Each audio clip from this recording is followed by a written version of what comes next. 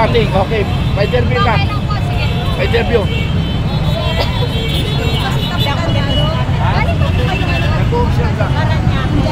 Tapos, dito sa Bonifacio and then naglakad kami papunta dito. Pagdating namin dito sa sarado. Hindi na kami nakapasok. Kasi nandito na lang kami.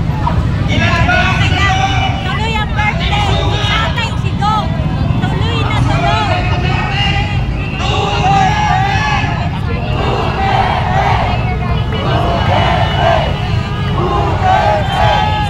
Grabe talaga, no? Ang daming tao.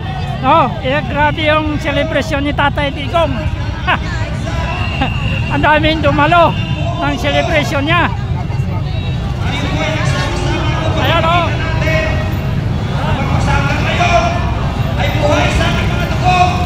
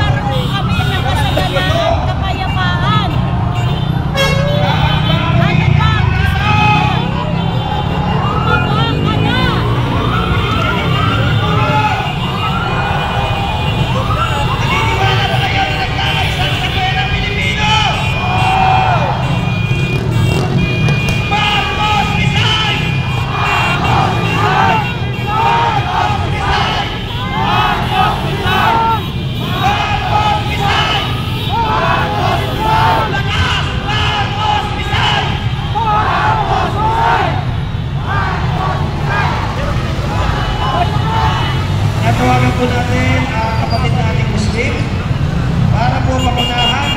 Sino po ang pwede mag-voluntaryo? Sino po dito sa ibang dito? Sino po ang pwede mag-voluntaryo kapatid na Muslim para sa panalangin? Ganoon din po kapatid nating Kristiano. Ako volunteer.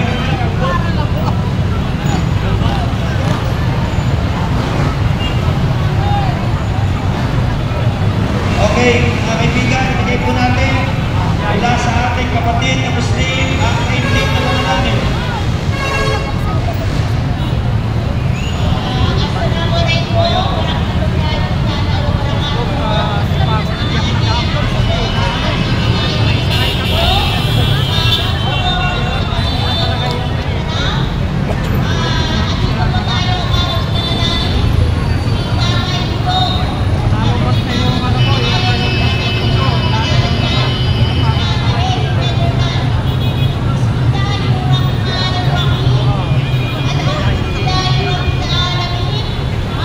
Yo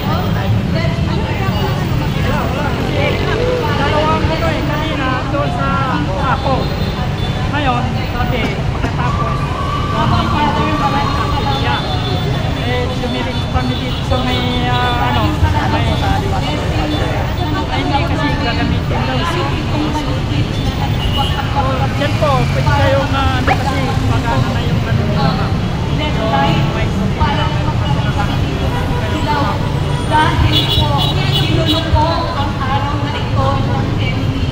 Niluluko Yung ano, bunay to. kasi sila sa langit. Niluluko. So yun yung aming mga logistics na niluluko. Ito kararating lang itong ating sound system. Abba Father, maraming salamat at binigyan mo kami ng isang totoong Ama, Ama ng bayan. Lahat po kami ngayon lang nakaramdam na meron kaming isang tatay at ang pangalan niya ay Tatay Digong. Ama, maraming salamat. Thank you for keeping him safe. Ngayon pa lamang ay ipinagdarasal namin at ipinagpasalamat na siya ay nasa magandang pangangatawan, na siya ay malakas pa rin, na siya ay iuuwi mo dito na magandang maganda ang pangangatawan. Yes! Ama namin, ito po, nananalangin po kami. Hindi lang po sa aming Tatay Digong, kung hindi para po sa buong bansa. Dahil po niyurakan na po ang ating bansa. Ipinamigay na po tayo sa banyaga. Hindi po tayo papayag. Pero Lord, kahit na kung ano man ang gagawin namin, you are the most powerful. Ikaw po ang pinakamakapangyarihan at naniniwala kami taas ng mga kamay. Naniniwala kami na you are blessing us indeed, enlarging our territories, putting your hands over us, Father, delivering us, Lord, from the schemes of the enemy. And also, Lord, let us cause no pain in others. Protectahan mo po si Inday Sara. Nalubat ito, uwi na rin ako. Wala na akong magawa. Si Tatay Digong, iuwi na po si Tatay Digong. Sabay-sabay tayong magsabi, Amen! Sabay-sabay natin sabihin, Duterte! Duterte! Bring him home! Bring him home! Bring him home! Maraming salamat sa inyong lahat. Maraming salamat. Placido. Maraming salamat po. At ngayon naman po, bilang pagpapatunay na buhay ang soberanya sa ating bansa, sabay-sabay nating awitin ang ating pagbansang awit. Sabay natin awitin ang pagbansang awit ng Pilipinas. Nakakakulit. Bayang mag-ilusing, bayang mag-iliw, peras ng silakanan, alam ng puso, sa dibdib ko'y kumay, lupang hinirang, luyat ka ng maninig, sa manlulubig, di ka pasisiin, sa ragat at tutok, sa sikoy at sa langit kong pugaw, may dilagang tula at hawin sa patay ang pinamahal. Ang islap ng patawag mo'y tagumpay na nagpipig, ang bituin at araw niya kailan pag may limandirin. Lupa ng araw ng buwan, ating pagsinta, buhay ay langit sa piling mo. Aming ligaya ng pagbuhay makakit, ang mamatay ng dahil sa'yo.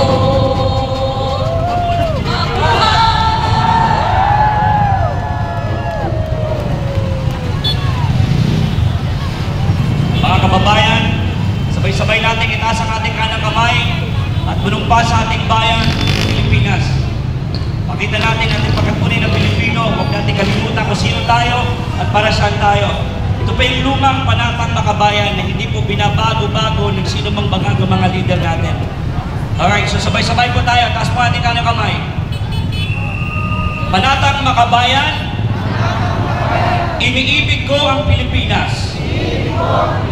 Ito ang aking lupang sinilangan. Ito ang tahanan ng aking lahi. ako'y kanyang kinukupkop at tinutulungan upang maging malakas, maligaya, at kapaki-pakinabang. Bilang ganti, ay diringin ko ang payo ng aking mga magulang. Susundin ko ang mga tuntunin ng aking paaralan. Tutuparin ko ang mga tungkulin ng isang mamamayan, makabayan, masunurin sa batas. Maglilingkuran ko ang aking bayan na walang pag-iimbot at ng buong katapatan. Sisikapin kong maging isang tunay na Pilipino